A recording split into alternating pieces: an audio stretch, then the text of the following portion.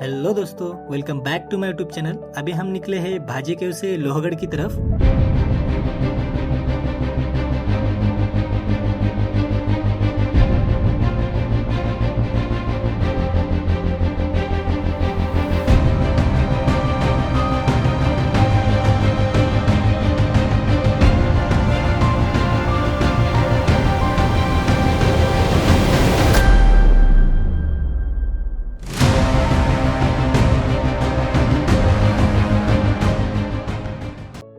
अगर आपने भाजे की उसका वीडियो नहीं देखा तो ज़रूर चेक कर लेना।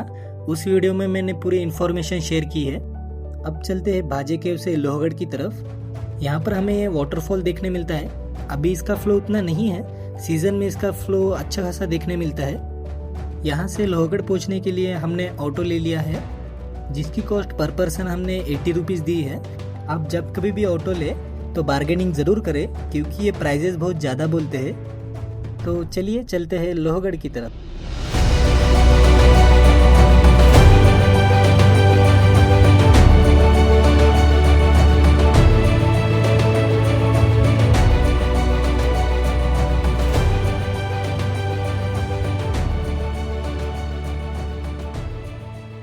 अभी हम लोहगढ़ के बॉटम तक पहुंच चुके हैं। लोहगढ़ के एंट्री गेट पे हमें एक बोर्ड मिलता है, जिसके ऊपर टाइमिंग लिखी हुई है, जिसका टाइम 9 मॉर्निंग टू इवनिंग 5 तक है। हम टिकट काउंटर से टिकट निकालते हैं, जिसका प्राइस पर पर्सन 20 रुपीज़ है और ऑफलाइन 25 रुपीज़ है। सब लोग जोश में ऊपर की तरफ बढ़ रहे हैं। जय शिवाजी, जय भवानी।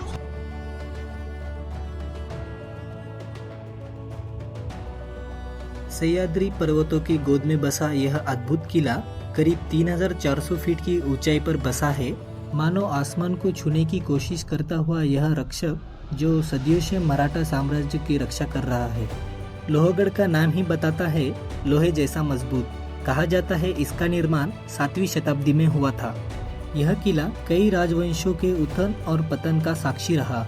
चालुक्य, राष्ट्रकूट, बहमनी, निजामशाही, यादव और मुगल सबने इस पर अपना झंडा लहराने की कोशिश की। और फिर आया वह समय जिसने लोहगढ़ को अमर बना दिया। 1648 ईस्वी छत्रपति शिवाजी महाराज ने इस किले पर कब्जा किया। यहीं से मराठा साम्राज्यों की रणनीतियों की नींव रखी गई। यहाँ पर हमें 4 दरवाजे देखने मिलते हैं: गणेश दरवाजा, नारायण दरवाजा, हनुमान दरवाजा और महादरवाजा। यह लोहगढ़ का पहला दरवाजा है। इसका नाम भगवान गणेश के नाम पर रखा गया है, जो हर शुभ काम की शुरुआत का प्रतीक है। दरवाजे पर आपको कलात्मक नक्काशी देखने के लिए मिलती है। यह दरवाजा मुख्य प्रवेश मार्ग की सुरक्षा के लिए बनाया गया था। यहीं से असली चढ़ाई की शुरुआत होती है। जैसे हम गणेश द्वार से प्रवेश करते हैं, हमारी नजर प्राचीन शिलालेख पर पड़ती है। इसी के ठीक बगल में हमें 3 अनोखी तोहफे भी देखने मिलती है, जो इस किले की ऐतिहासिक कहानी बयां करती है।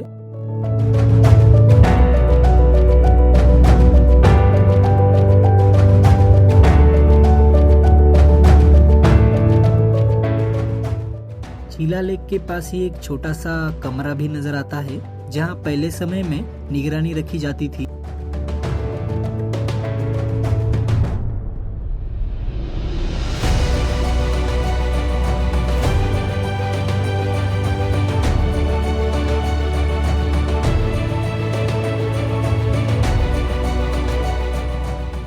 अभी हम चलते हैं दूसरे दरवाजे की तरफ, जो है नारायण दरवाजा।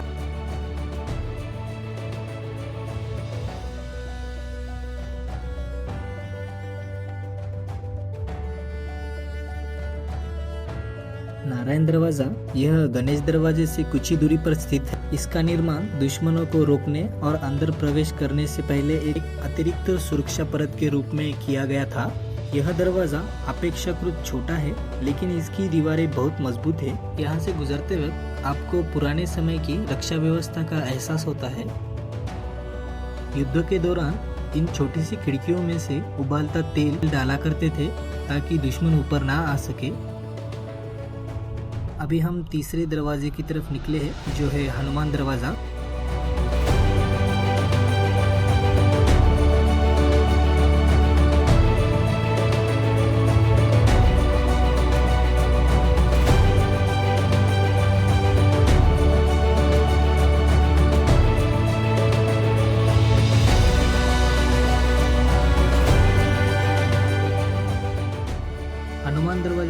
जाते समय हमें एक धान्य कोठी दिखाई देती है।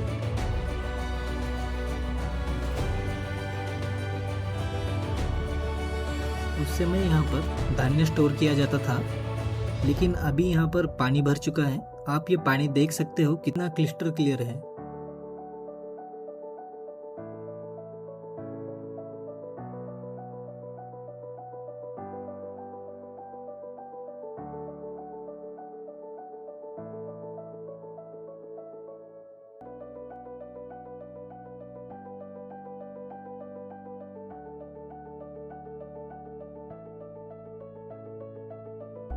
अभी हम पहुंच चुके हैं तीसरे दरवाजे के पास, जो है हनुमान दरवाजा, जो किले का सबसे ऊर्जावान हिस्सा माना जाता है।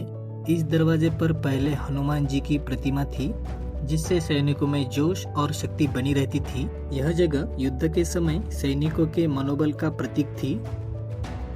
अब आता है किले का सबसे भव्य और आखिरी दरवाजा, महादरवाजा। यह लोहगढ़ का मुख्य प्रवेश द्वार है, जहां से किले के अंदरूनी भाग में प्रवेश होता है।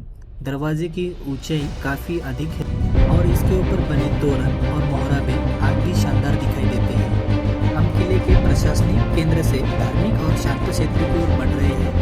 यहाँ है सूफी शांत की दरगाह। युद्ध के बीच यह दरगाह शांति और सहअस्तित्व का प्रतीक है। यहाँ हमें सिखाते हैं कि किले पर हर समुदाय के लोगों का वास है। सैनिक अपने विजय के लिए नहीं, बल्कि अपनी परिवार की सलामती के लिए दुआ मांगते हैं।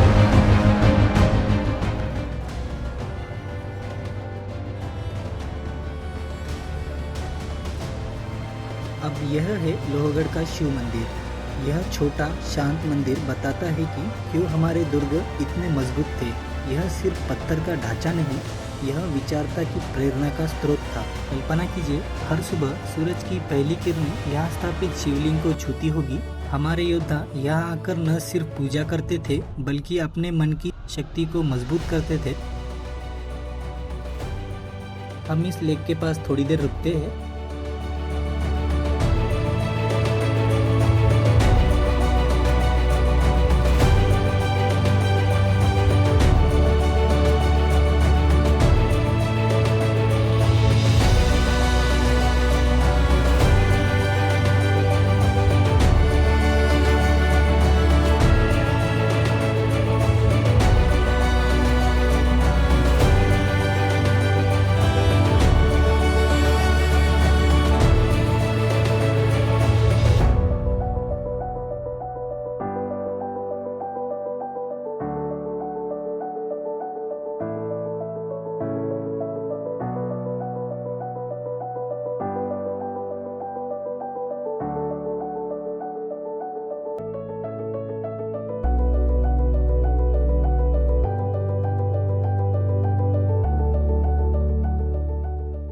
किले के इस शांत केंद्र से हम लोहगढ़ के सबसे रणनीतिक और रोमांचक हिस्से की ओर मुड़ते हैं।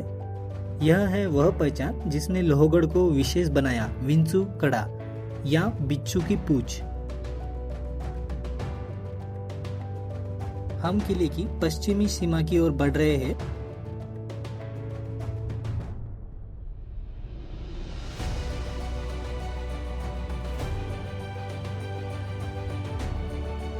देखिए यह कितनी संकरी है। प्रकृति ने इसे ऐसे ही बनाया और मराठों ने इसे मजबूत बनाया।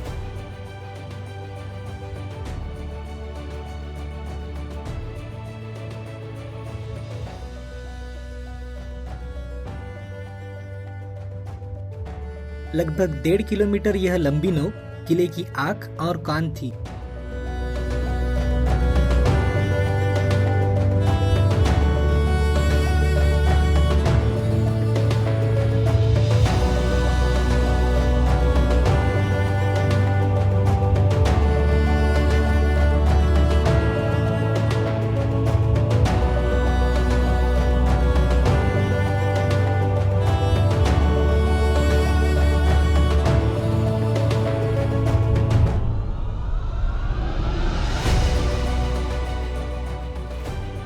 यहाँ से पवना झील कितनी अद्भुत दिखाई दे रही है।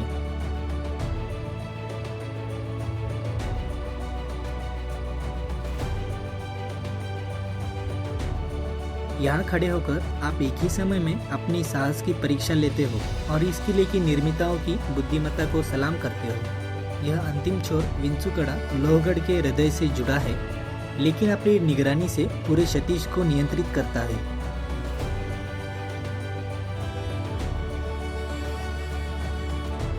हमारा ये ब्लॉग इस बिच्छू के डंक पर आकर पूरा होता है। अगर आपको ब्लॉग अच्छा लगा तो लाइक एंड सब्सक्राइब करें। मिलते हैं नेक्स्ट ब्लॉग में। Thank you.